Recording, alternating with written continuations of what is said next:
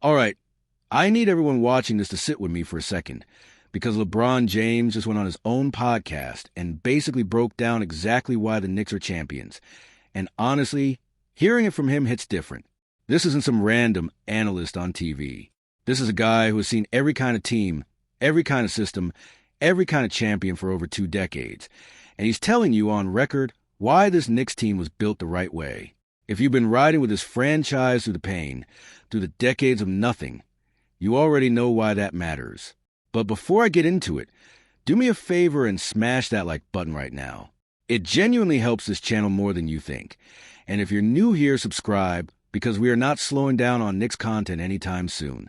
So here's what happened. LeBron was live at a podcast taping, talking to the finals run, and he pointed to one specific thing that changed everything for this team. He said last season, the offense was basically one note.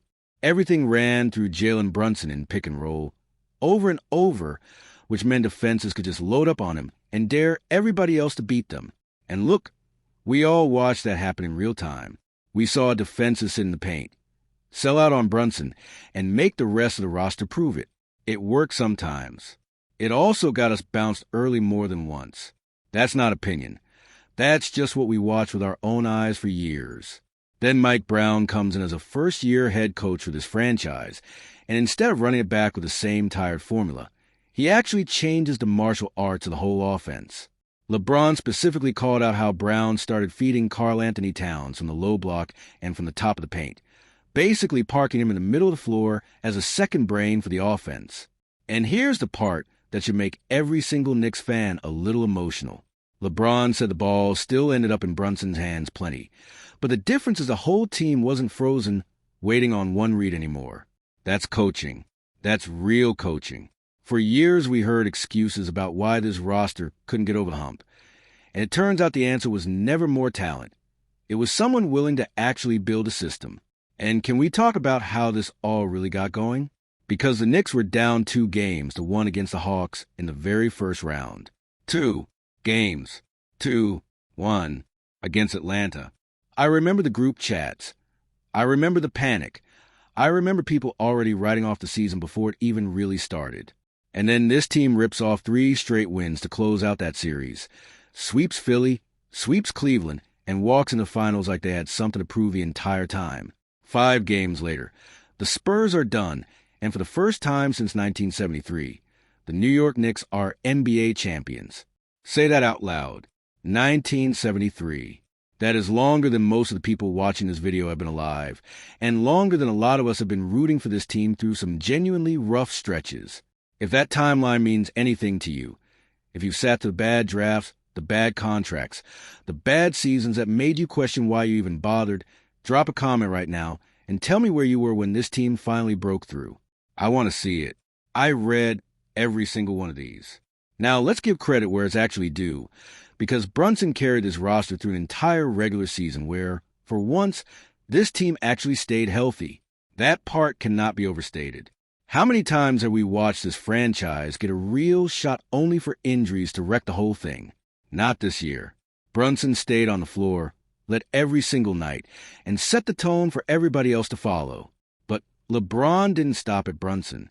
He specifically named the glue guys, the ones who don't always get the highlight packages, but who absolutely won this team a championship. He mentioned the connective pieces on this roster, the guys who do the dirty work every single night. And then he said something that every Knicks fan needed to hear from someone outside the building. He called OG Anunoby the unsung hero of the entire championship run. Think about that for a second. LeBron James, arguably the greatest player of this generation, is telling the world that OG Anunoby was the difference maker. And if you watch Game 4, you already know why. Down 29 points. 29. And this team claws all the way back, and Anunoby hits the shot that decides the entire game in the final seconds. That is not luck. That is not a fluke. That is a team with actual identity, actual fight, actual belief, something this franchise has been missing for most of my lifetime. And it wasn't just one moment either. LeBron pointed out that this Knicks team had the best point differential of any team in NBA playoff history. Nearly 15 points a game. Let that sink in. Not just good enough to win. Historically dominant. While everyone outside New York spent years underestimating this roster, calling them soft, calling them a middle-of-the-pack team that would choke the moment it mattered, they went out and posted numbers that nobody in the history of this league has matched in the playoffs. I want everyone who ever doubted this roster to sit with that. Now here's where it gets interesting for the future, because LeBron himself is reportedly still figuring out where he wants to play next season, chasing one more shot at a title at 42 years old. And you already know what's been floating around.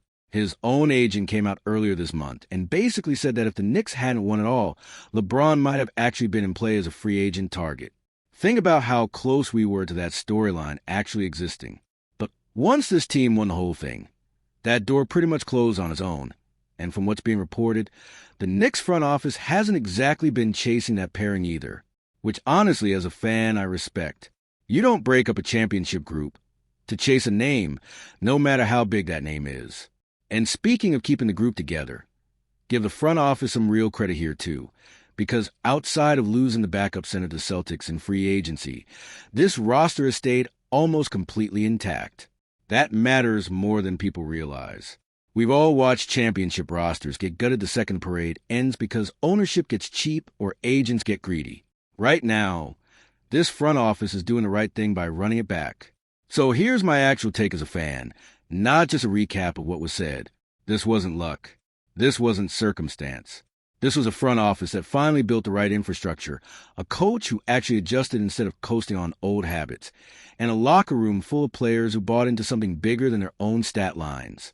For decades, this fan base has been mocked, has been the punchline, has had to watch other franchises hoist trophies while we made excuses about tanking and draft picks and hoping for a miracle. That era is over. We're the defending champions of the National Basketball Association, and hearing LeBron James, of all people, break down exactly why on his own platform should tell you everything you need to know about how the rest of the league sees this team now. If this breakdown gave you chills the way it gave me chills, like this video, drop a comment telling me who you think is coming for this title next season, because somebody out there thinks they can knock us off, and I want to hear your predictions below. Subscribe if you haven't.